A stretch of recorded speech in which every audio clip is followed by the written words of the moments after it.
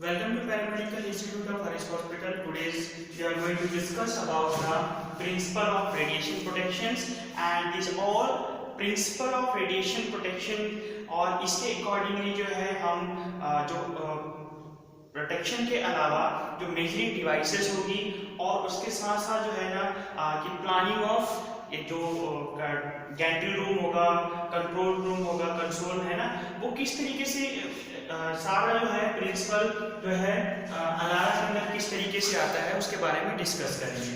तो देखिए बेसिकली जो है कि प्रिंसिपल ऑफ रेडिएशन प्रोटेक्शन यानी कि रेडिएशन को हम किस तरीके से प्रोटेक्ट करेंगे और why we are going to protect from the radiation ourselves, इसके बारे में देखते हैं कि फर्स्ट ऑफ ऑल कि रेडिएशन एक जो हम नेचुरली और जो हमारा जो है क्या है आर्टिफिशियली जो है रेंज जो यूज हो रहा है हमारे, ठीक है ना।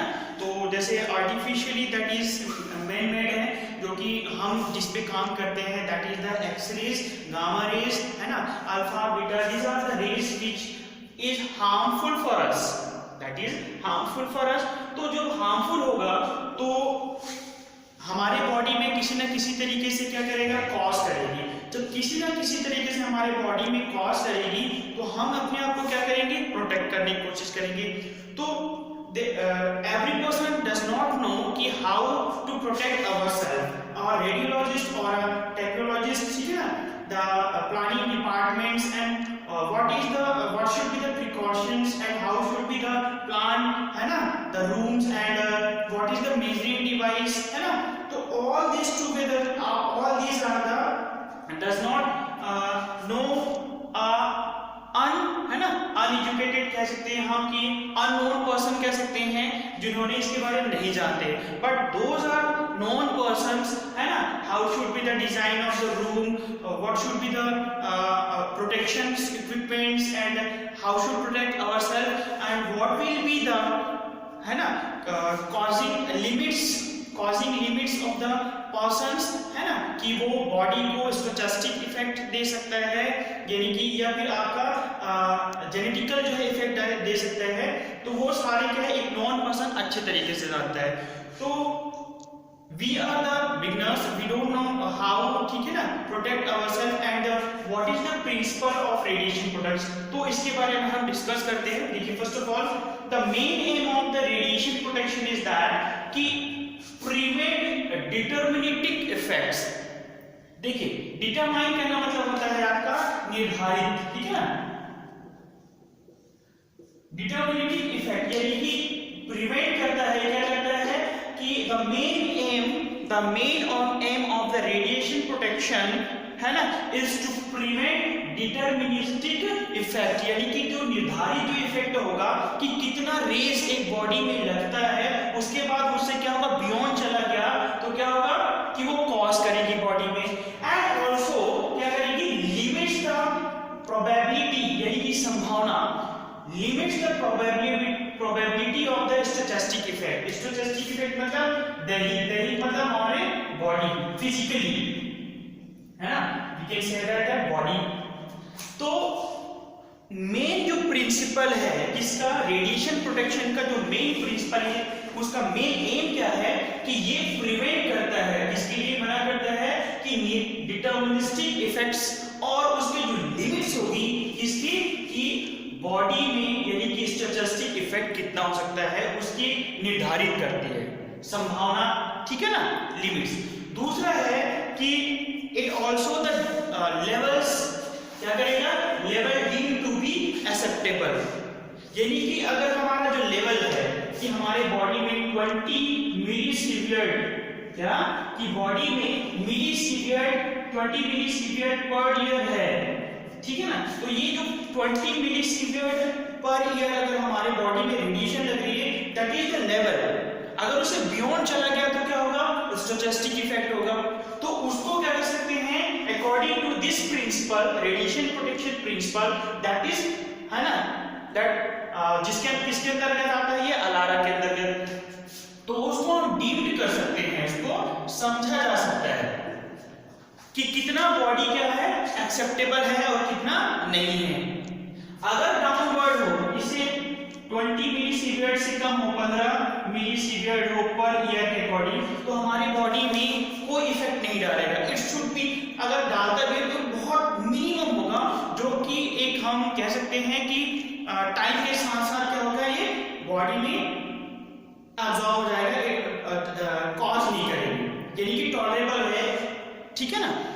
And other thing is that कि हम इसको जो है किस तरीके से अचीव कर सकते हैं। देखिए कि this could be achieved, first फायदा कि setting the limits well below the threshold value, यानी कि एक सेटिंग किया हमने, दैट नोन पर्सन होगा जिसने ये प्रिंसिपल के बारे में जो है जस्ट राइट डाउन किया है, दे अंडरस्टैंड करवाया हम लोगों को कि कितना एक रेंज है। क्यों? क्योंकि इन्होंने क्या किया होगा उसके लिए, उनके लिए इसने कैलकुलेशन किया है, एनालिसिस किया है कि बॉडी में किस तरीके से कितने एक लिमिट्स के जाने के बाद में इफेक्ट डालता है। तो हम इसको, इट कुड बी अचीव्ड, हम इसको कैसे प्राप्त कर सकते हैं कि हम किसी भी चीज की एक लिमिट रखें।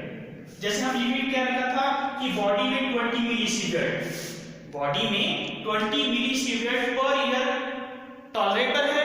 अगर इसके बियॉन्ड चला गया, उससे ज्यादा हो गया, ठीक है, तो ये 20 मिलीसीवियर क्या है हमारा, एक थ्रेशोल्ड वैल्यू, क्या है ये थ्रेशोल्ड डोज है कि एक सीमा खुराक है हमारा। थ्रेशोल्ड डोज मतलब सीमा खुराक। जैसे हमने क्या किया कि हमने, हमारी कैपेसिटी हो गई कि हम इतना खा सकते हैं, अगर हम इतना भर के खाएंगे तो क्या होगा, बॉडी में किसी न किसी तरीके से इफेक्ट डालेगी। तो इसके लिए भी हम अचीव कैसे कर सकते हैं कि इसकी सेटिंग लिमिट रखते हैं कि इसकी थ्रेशोल्ड डोज कितना होना चाहिए। और ये थ्रेशोल्ड डोज कैसे निकाला जाएगा, ऐसे तो नहीं कि हमने जो है किसी भी जो है आर्टिफिशियली जो एक्सरेज है, गामा रे से एक्सपोज हो गए, या नेचुरली जो है एक्सपोज होने के बाद में हम अपने आप को कह रहे हैं कि मैं इतना एक्सपोज हो गया। हाउ यू विल कैलकुलेट, आप कैलकुलेट नहीं कर सकते ना। तो इसके लिए क्या करेंगे हम कि 20 मिलीसीवियर हमें डोज लगा है नहीं लगा है, उसके लिए हम पर्सनल मॉनिटरिंग डिवाइस पहनेंगे, तब जाकर के हमें क्या होगा, ये हमारी थ्रेशोल्ड वैल्यू पता चलेगा। उसके लिए हमें क्या पहनना पड़ेगा, TLD बैच, TLD बैच, तब हमें कंफर्म होगा थ्रेशोल्ड वैल्यू, उसकी डोज, है ना। Another thing is that probability of stochastic effect could be reduced by limiting exposure. हमने क्या किया कि एक्सपोजर है हमने लिमिट किया। सपोज करिए कि we are not going to involve with radiation, है ना।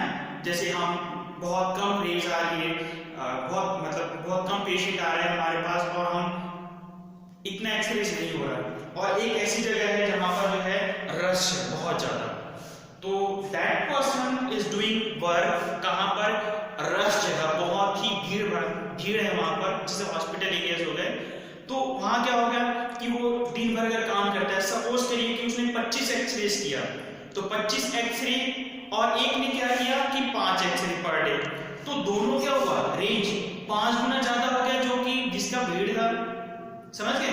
तो रेडिएशन का जो है, रेडिएशन किसने ज्यादा लिया, जिसने 25 एक्सरे किया, 5 एक्सरे किया उसने रेडिएशन कम एब्जॉर्ब किया, ठीक है। लेकिन वहां भी कुछ चीजें डिपेंड करता है जिससे हम अपने आप को प्रोटेक्ट कर सकते हैं। जैसे one is that the shielding, second is that the making of distance, ये कुछ चीजें हैं। तो उसके लिए हम क्या कर सकते हैं कि जो संभावना है, probability of stochastic effect could be reduce, कम कर सकते हैं, किससे, लिमिटिंग एक्सपोजर। हमने क्या किया, लिमिट रख दिया एक्सपोजर का। जैसे we are not going to give more factor, बहुत ज्यादा फैक्टर नहीं दे रहे हम, है ना। कई ऐसे हैं जो बहुत ज्यादा फैक्टर देते हैं, जिसकी वजह से भी जो है रेज ज्यादा निकलेगी, स्कैटर्ड रेडिएशन ज्यादा होगा, ठीक है ना, अफेक्टेड हम होंगे उस चीज से। तो हम क्या कर सकते हैं कि जब हम डोज को रिड्यूस करेंगे, एक्सपोजर रिड्यूस होगा, चाहे पेशेंट को हो चाहे खुद के लिए एक्सपोजर कम होगा, तो हमें हमारा जो स्टोचस्टिक इफेक्ट है, जो बॉडी में इफेक्ट होगा, दैनिक इफेक्ट है, दैट विल बी रिड्यूस्ड, यानी कि कम होगा। क्लियर। तो दिस जो रेडिएशन का जो प्रोटेक्शन है, और रेडिएशन जो बॉडी में, मतलब रेडिएशन जो मशीन से निकलती है, प्लस हम हमारे लिए मेजरिंग जो डिवाइसेस हैं और हमें किस तरीके से प्लानिंग करना चाहिए कि क्या कहते हैं हम अपना इक्विपमेंट रूम का, गैंट्री रूम का, तो वो जितना भी है हम किसके अंदर पढ़ते हैं, हम अलारा के अंदर। And what is the ALARA? ALARA is full form is that as low as reasonable, है ना, क्या होगा? as low as reasonable achievable. This is the full form about the ALARA. और यही जो अलारा है उसके अंदर हम ये सारी चीजें स्टडी करेंगे, क्लियर, कि किस तरीके से प्लानिंग होना चाहिए इक्विपमेंट रूम का, और प्रोटेक्शन किस तरीके से करना चाहिए, और कौन से ऐसे जो है आपका इक्विपमेंट्स आते हैं जो कि रेडिएशन को मेजरिंग करता है, ठीक है। This is the radiation protection. So according to ALARA principle, कि the full form of ALARA is that as low as reasonable achievable. The safety principle of ALARA is what? क्या safety हमें provide करता है? First of all that कि it design to minimise radiation dose. जो ALARA के अंतर्गत जो हमारा सेफ्टी प्रिंसिपल है वो क्या है कि मिनिमाइज रेडिएशन डोज, रेडिएशन का जो डोज है वो मिनिमाइज करने के लिए कि कम से कम जो है रेडिएशन बॉडी में लगना चाहिए और स्टोचस्टिक इफेक्ट नहीं होना चाहिए। सेकेंड इज दैट कि जो हमारा इक्विपमेंट्स हैं, जैसे हम सीटी और आपका रेज, एक्सरेज हो गया जिसमें रेज निकलती हैं, तो वो जो रिलीज ऑफ रेडिएटिव मटेरियल्स कौन कौन से हैं, क्या वो उसमें एक्स निकल रहा है या गामा रेज निकल रहा है, alpha, beta, what is the rays, और उसका जो रेज के लिए जो है रेडिएटिव मटेरियल क्या है, इसके बारे में भी क्या करता है, ये डिटरमाइन करता है, clear. According to ALARA principle जो है दैट लीगली डोज लिमिट करता है फॉर रेगुलेटरी कंप्लायंस के लिए, जो एक लिमिट्स होना चाहिए legal dose, that is the legal dose. Suppose करिए कि some person is working, some person who has working in a hospital or in a diagnostic center, and that person is not going to है ना protect himself by the according to ALARA principle, तो definitely क्या होगा, he will take a more radiation, क्या लेगा वो, बहुत ज्यादा अपने आप में रेडिएशन लेगा। कंडीशंस क्या हो सकते हैं, जैसे कि मे बी वो मोबाइल बैरियर नहीं है वहां पर, या खुद मोबाइल बैरियर होने के बाद भी नहीं ले रहा है वो।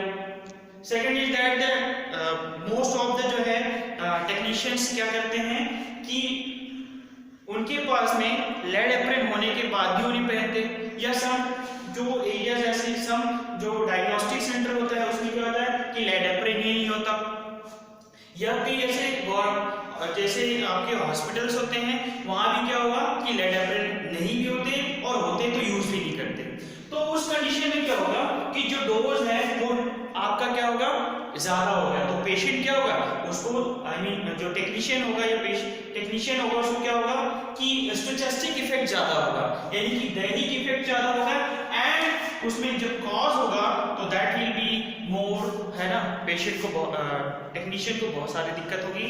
जैसे एज मोस्टली आपने जो है ना क्या बोलते हैं, न्यूज़पेपर में भी आपने पढ़ा होगा कि द टेक्नीशियन जो है वो टेक्नीशियन के दैट इज वोमिटिंग हो रहा है उसको, है ना, डायरिया हो रहा है उसको, है ना, नॉजिया होने लग गया उसको, as sometime he is affected with that the cancer से अफेक्टेड हो गया रेडिएशन कैंसर से, तो ये बहुत सारी चीजें जो उसको इफेक्ट होगा, लेकिन अपने आप को प्रोटेक्ट नहीं कर रहा है, प्रोटेक्ट नहीं कर पा रहा है, अकॉर्डिंग टू अलारा प्रिंसिपल के अकॉर्डिंग वो वर्क नहीं कर रहा, तो उसको जो डोज की जो लिमिट है वो बढ़ जाएगी, बॉडी में डोज है वो बढ़ेगी, उसको पता भी नहीं चलेगा, और उसके अकॉर्डिंग उसको कॉज आएगी stochastic.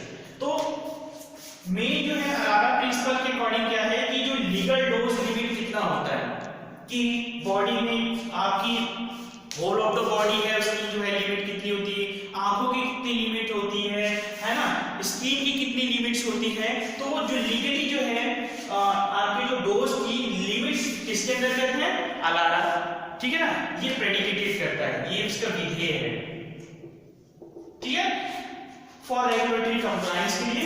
And is that the key requirement of all radiation safety programs, और यहाँ पर क्या रिक्वायरमेंट होगा अकॉर्डिंग टू अलारा प्रेडिकेशन की requirement of all radiation safety program, जो कि किस तरीके से एक सेफ्टी जो है किस रे से बचने के लिए कैसे करना चाहिए, this all programs are also managed by the ALARA. और अलारा के अंतर्गत जो है आपका जितने भी आपके जो है रेस को वर्क कर, रेस में जो है एक्स रेज हो, सिटी हो, उन रे के लिए किस तरीके से आपका जो है काम करना चाहिए, ठीक है ना, कैसे अपने आप को मिनिमम से मिनिमम जो है आपका रिड्यूस होना चाहिए, आपका क्या रेज, आपको कम से कम रेज लेना चाहिए। दैट ऑल प्रोग्राम्स आर जो है रिक्वायर्ड होगा, कहां पे रिक्वायरमेंट होगा, that according to the radiation safety programmes in ALARA, clear. So जो रेडिएशन सेफ्टी जो फिलॉसफी है उसको हम कुछ समराइज कर सकते हैं, जैसे कि हमने क्या किया, फर्स्ट ऑफ ऑल कि प्रैक्टिस क्या कर रहे हैं हम, जस्टिफिकेशन ऑफ प्रैक्टिस।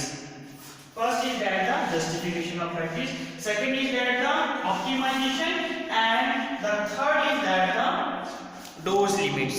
तो फर्स्ट ऑफ ऑल दैट की philosophy of the whole philosophy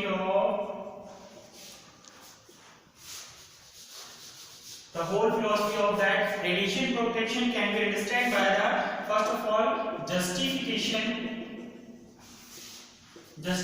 of practice, दूसरा optimization, and third is that the dose limits, clear. देखिए justification of practice, what is the justification of practice, अपने आप को justify करना, ठीक है ना, जस्टिफाई करना किसी भी चीज को प्रैक्टिकली करने के लिए। फर्स्ट ऑफ ऑल कि हम एक बात करते हैं, किसके बारे में बात करते हैं कि इन्वेंटर के बारे में बात करते हैं, वैज्ञानिक के बारे में, साइंटिस्ट के बारे में बात करते हैं। जैसे दैट साइंटिस्ट ने डिजाइन किया सीटी स्कैन, ठीक है, अब वो क्या हुआ, जब तक प्रैक्टिकली नहीं पता चला कि वो उसका वर्क क्या है, फंक्शन क्या है और कितना रेज निकलती है, क्या होता है, तब तक क्या हुआ, दैट वो मार्केट में नहीं आया, ठीक है। तो नो प्रैक्टिस इन्वॉल्विंग, ठीक है ना, उसमें हम प्रैक्टिस जब तक नहीं करेंगे तब तक हमें क्या हो, adopt जो exposure shall be adopted unless it produce a net positive benefit, कि जब तक हम उसमें नेट बेनिफिट कितना मिल रहा है तब तक हम उसमें रेडिएशन, मतलब उस जो आपके जो भी प्रैक्टिकली उस रे के लिए यानी कि उस सिटी में हम काम नहीं करेंगे। या फिर अगर हम सिटी स्केल में काम करते हैं तो प्रैक्टिकली हमें पता होना चाहिए कि हम कितने स्लाइस के सिटी स्कैन में या कितने एमए की मशीन में काम कर रहे हैं, रेडिएशन जो है कितना स्कैटर्ड होगा, और उसके लिए जो है अगर आपका डिजाइन है रूम का किस तरीके से है, हमने लेड बैरियर जो इस्तेमाल कर रहे हैं उसकी थिकनिंग क्या है, और जो है जानने के बाद ही हम उसमें क्या करेंगे, हम प्रैक्टिस करेंगे, वर्क करेंगे। तो फर्स्ट ऑफ ऑल दैट कि जस्टिफिकेशन ऑफ प्रैक्टिस, यानी कि know practice involving radiation exposure shall be adopted unless it produce a net positive benefit. जब तक हम उसकी बेनिफिट्स को नहीं जान लेते तब तक उसे मार्केट में नहीं ला सकते, और मार्केट में हम जो मशीन आई है उसमें हम टेक्नीशियन तब तक काम नहीं करेंगे जब तक हम उसके बारे में नहीं जाने, क्लियर। तो that is the justification of practice. Second is that the optimization. Optimization मतलब होता है आपका अनुकूलन। कैसे, रेज में हम काम कर रहे हैं, रेडिएशन में काम कर रहे हैं, ठीक है ना, तो हमें रेडिएशन में जब हम काम कर रहे हैं तो जितना हमसे संभव हो सकता है, every effort should be taken to reduce the dose. हर संभव हम प्रयास करेंगे कि कम से कम हम अपना रेडिएशन डोज लें, ठीक है, चाहे वो टेक्नीशियन हो, चाहे वो सोशली वर्क कर रहा हो, चाहे वो क्या हो, पब्लिक हो, उसमें कम से कम रेज लगना चाहिए। तो रेडिएशन का dose should be the less, reduce the dose, clear? This is the optimization. Third is that the dose की limit, dose limit is that कि सपोज करिए कि the range is that 20 millisievert for the whole body. तो क्या ये एक तरीके dose की लिमिट है, डोज की क्या है ये लिमिट है। तब हमें जो पता है कि डोज की limit 20 millisievert for whole body है, ठीक है ना, तो हम क्या करेंगे कि that should not be extend, इससे ज्यादा नहीं होना चाहिए। तो ये कैसे होना चाहिए, जो effective dose to be the individual shall not exceed the limit recommended by the commission. और कमीशन ने जो हमारे लिए एक तरीके से कह सकते हैं सेट कर दिया है लिमिट कि उसे बियॉन्ड नहीं होना चाहिए, कम होना चाहिए, तो हम उसे फॉलो करेंगे। That is the dose limits. तो this radiation, the whole radiation protection जो फिलॉसफी है, हमने 3 तरीके से इसको अंडरस्टैंड किया। पहला जस्टिफिकेशन ऑफ प्रैक्टिस, जो कि जस्टिफाई करेंगे सबसे पहले, तब तक हम उसमें इन्वॉल्व नहीं होंगे। दूसरा है ऑप्टिमाइजेशन। ऑप्टिमाइजेशन मतलब क्या था यहाँ पर कि हम एवरी एफर्ट्स, हर संभावना जो है हम उसमें प्रयत्न करेंगे कि कम से कम हमें रेडिएशन का डोज मिलना चाहिए। Third is that the dose limit, जो कमीशन है, कमीशन जो कि हर एक इंटरनेशनली होता है और नेशनली, तो ICRP and NCRP, that is the international commission of radiation protection and national commission of radiation protection. उस जो कमीशन ने किसी भी चीज को अगर रूल रेगुलेशन बनाया है, कोई लिमिट रखी है, तो सोच समझ कर ही बनाया है, ठीक है ना। तो हमें क्या करना है, इसके बियॉन्ड नहीं जाना चाहिए। क्लियर। तो this is about the philosophy of radiation protection, जिसको हमें समझना चाहिए। क्लियर। अनदर इज दैट कि ICRP, here is that I am going to tell you, वो ICRP का जो है काम क्या है। ICRP यानी कि international commission of radiation protection. इसका काम क्या है, सबसे मेन पहला है the concept of permissible dose.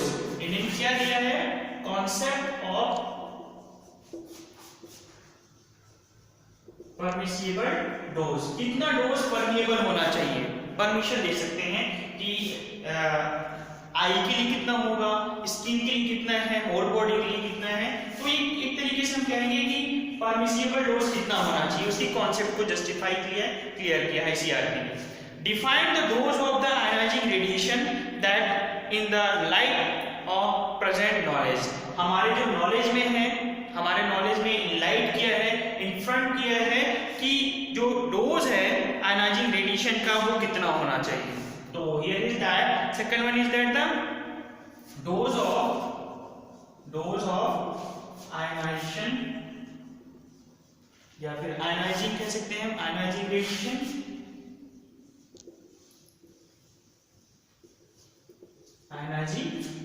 dose of ionizing radiation that in the light of present knowledge, that in the light of present knowledge।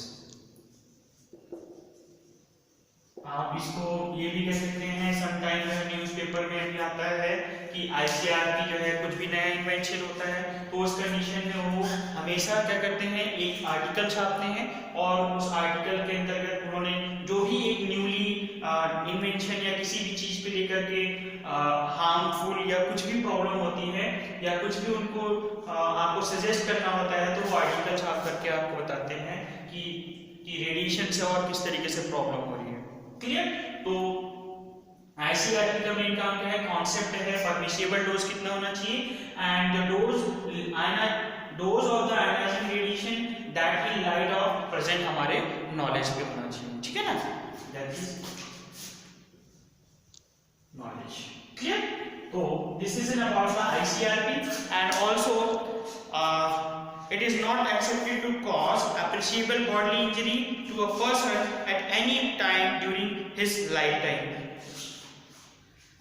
अगर आपका जो है डोज की बात करें, रेडिएशन डोज की बात करें, और रेडिएशन का डोज आपका क्या हुआ कि जो एक परमिसिबल डोज था, अगर उससे क्या हुआ परमिसिबल डोज से आपने ज्यादा ले लिया and you are going to क्या किया कि आपको कुछ नहीं हो रहा, you are thinking about that कि मुझे कुछ नहीं हो रहा, मैंने परमिसिबल डोज से भी ज्यादा ले लिया।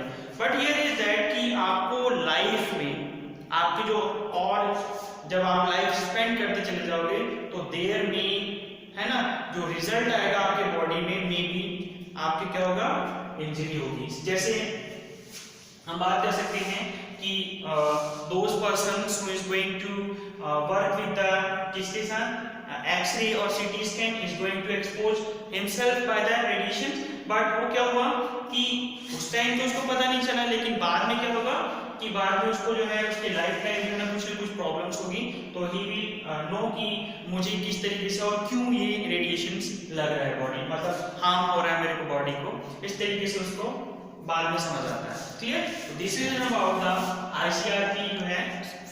ठीक है, नाउ जब बात कर रहे थे कि जो आईसीआरपी है उसका जो है डोज लिमिट्स कितना हुआ है, किस तरीके से, तो डोज का जो लिमिट है वो किस तरीके से रिकमेंडेड है, किस पार्ट्स को लेकर के, तो हियर इज दैट द आईसीआरपी 1690 है ना 1990 उन्होंने क्या किया है कि आईसीआरपी ने डोज की जो लिमिट है वो रिकमेंडेड किया हुआ है। तो here is the some application is that कि इफेक्टिव डोज हम ऐसे कंपैरिजन कर रहे हैं किसके साथ में, जो ऑक्यूपेशनल है ना वर्कर्स है मिलीसीवियर्ट पर ईयर बेस पे एंड पब्लिक है मिलीसीवियर्ट पर ईयर बेस पे, दैट कि अब वन थिंग जो कि हमें ये ठीक है ना हमारे दिमाग में आता है, हमारे दिमाग में ये आता है कि जो पब्लिक के साथ कंपैरिजन क्यों, क्योंकि पब्लिक तो कुछ टाइम के लिए एक्सपोज होती है, जैसे एक्सरे करवाने के लिए गए वो, ठीक है, तो एक्सरे करवाने के लिए गया उस टाइम में उनको रेडिएशन लगा, वन टाइम चेस्ट एक्सरे था एक बार एक्सपोज हुआ, या फिर ये कह लीजिए कि मल्टी एक्सरे हुआ, सपोज करिए कि उनके head injury I mean trauma का पेशेंट हुआ तो उसको सम ऑफ द कह लीजिए कि 8-10 एक्सरे हो गया, तो एक ही बार एक्सरे एक्सपोज हुआ 10 एक्सरे हो गया, लेकिन एक टेक्नीशियन है वो तो बार बार एक्सरे कर रहा है ना तो वो भी तो एक्सपोज होगा, हालांकि वो अपने आप को प्रोटेक्ट करता है, ठीक है, लेकिन फिर भी तो वो पब्लिक के से ज्यादा जो है ना टाइम स्पेंड करता है कहां पर, जहां पर एक्सरेज होगा, रेडिएशन एक्सरेज होगा, जब मैन-मेड है ना। तो फर्स्ट ऑफ ऑल हमें हमारे दिमाग में ये लाना चाहिए कि जो ऑक्यूपेशनल है वो तो आपका जो है एक्सरेज जो कि आर्टिफिशियली है, जो मैन-मेड है, उससे में जो काम करता है फॉर द डायग्नोस्टिक पर्पस कह लीजिए, फॉर मेडिसिनल पर्पस कह लीजिए, जो कि ठीक है हम थेरेपी देते हैं, दैट इज द मेडिसिनल। और पब्लिक है, ठीक है, पब्लिक है वो किस तरीके से उसको जो है ना रैंडमली जो एक्सरे एक्सपोज होगा, लेकिन जो ऑक्यूपेशनल जो वर्कर्स है वो भी तो इंसान है, पब्लिक भी तो इंसान ही है, ठीक है, तो ऑक्यूपेशनल वर्कर भी क्या होगा उसका नॉर्मल जिंदगी स्पेंड करता है, वो भी कहीं आता है जाता है, कभी धूप में बैठेगा इस तरीके से, तो पब्लिक भी इस तरीके से ही है, लेकिन क्या है कि यहाँ पर ऑक्यूपेशनल वर्कर है वो एक्सरेज के साथ में गामा रेज के साथ अपनी प्रोफेशनल जॉब करता है, ठीक है, और आपका जो पब्लिक है वो हालांकि इसमें काम नहीं करता, लेकिन वो भी तो नेचुरली रेडिएशन ले रहा है ना। अब आप कहेंगे कि नेचुरली रेडिएशन कैसे, तो नेचुरली रेडिएशन के लिए मैं बताता हूं कि जैसे आपने सन रेज ले रहे हैं तो वहां भी क्या है अल्ट्रावायलेट रेज, ठीक है, समटाइम क्या होगा कि नाभिकीय विखंडन वाली बात आपने सुना होगा, तो रेडियोएक्टिव जो है जो कि रिएक्शन होगा, तो उस कंडीशन में क्या होगा कि उस आइसोटॉप्स जब जो है रेडियोएक्टिव आइसोटॉप्स क्या होगा है ना सब विखंडित होगा, तो उस कंडीशन में क्या होगा रेडिएशन निकलती, तो रेडिएशन तो नेचुरली होगा ना, तो नेचुरली विखंडन हो रहा है तो है ना, तो उस कंडीशन में भी नेचुरली रेडिएशन लगेगा, तो ऐसे ही आपका ऑक्यूपेशनल जो है नेचुरली भी रेडिएशन ले रहा है और ऑक्यूपेशनली भी ले रहे हो, ठीक है, तो और पब्लिक जो है वो नेचुरली ले रहे हैं, तो ये इज दैट कि जो ऑक्यूपेशनल जो वर्कर्स है उसके जो रेडिएशन है 10 टाइम ज्यादा होगा किससे, पब्लिक से, और पब्लिक का जो है ऑक्यूपेशनल वर्कर से 10 टाइम लोअर है, क्लियर? तो इसी के अकॉर्डिंग जो है रिकमेंडेड डोज है पब्लिक के लिए और ऑक्यूपेशनल के लिए। तो here is that the effective dose है 20 मिलीसीवियर पर ईयर बेस पे। ठीक है, हियर इज दैट कि हम ये भी समझ लेते हैं कि 1 मिलीसीवियर इज इक्वल टू, अगर हम इसे मिलीग्राम पे देखें, है ना, तो here is that the 100 milligram. ठीक है, एंड ऑल्सो दैट द आई की लेंस की बात करें तो ऑक्यूपेशनल के लिए 150 एंड पब्लिक मिलीसीवियर, पब्लिक के लिए 15। ऐसे ही आपका स्किन हो गया 500 for occupational, 50 for the public. Hand and feets के लिए क्या हुआ 500 एंड द पब्लिक के लिए 50। एंड फिटस मींस डोज, है ना, टू आफ्टर डायग्नोसिस है ये, तो डायग्नोसिस के बाद तो जो ऑक्यूपेशन अगर वर्कर है वो अगर उसमें लेडी काम करती है और सपोज वो प्रेग्नेंट है, ठीक है, तो उसमें क्या होगा, प्रेग्नेंट अगर वो है तो अपने आप को अगर लेड में प्रोटेक्ट करती है तो क्या होगा कि जो लेड है वो टीवीटी है या एचवीटी है, ये हमारे दिमाग में होना चाहिए कि टीवीटी या एचवीटी है। टीवीटी मतलब हाफ वैल्यू थिकनेस, यानी कि रेडिएशन जो है कंप्लीटली प्रोटेक्ट नहीं हो रहा, यानी कि वो आपका लेड एप्रेन आपका प्रोटेक्ट नहीं कर रहा है प्रॉपर तरीके से, और आपको अप्रोक्सीमेटली 50% कह लीजिए 50-40% आपको रेज आपके बॉडी में लग रही है, यानी कि थिकनेस कह लीजिए, थिकनेस ऑफ, है ना, थिकनेस ऑफ लेड एप्रेन, है ना, क्या है, लेस, यानी कि प्रोटेक्ट नहीं कर पा रहा है रेडिएशन को। और टीवीटी मतलब कि अगर वो 90% प्रोटेक्ट करता है जिससे रेडिएशन से उसकी थिकनेस ज्यादा है और प्रोटेक्ट करती है, दैट इज द टीवीटी।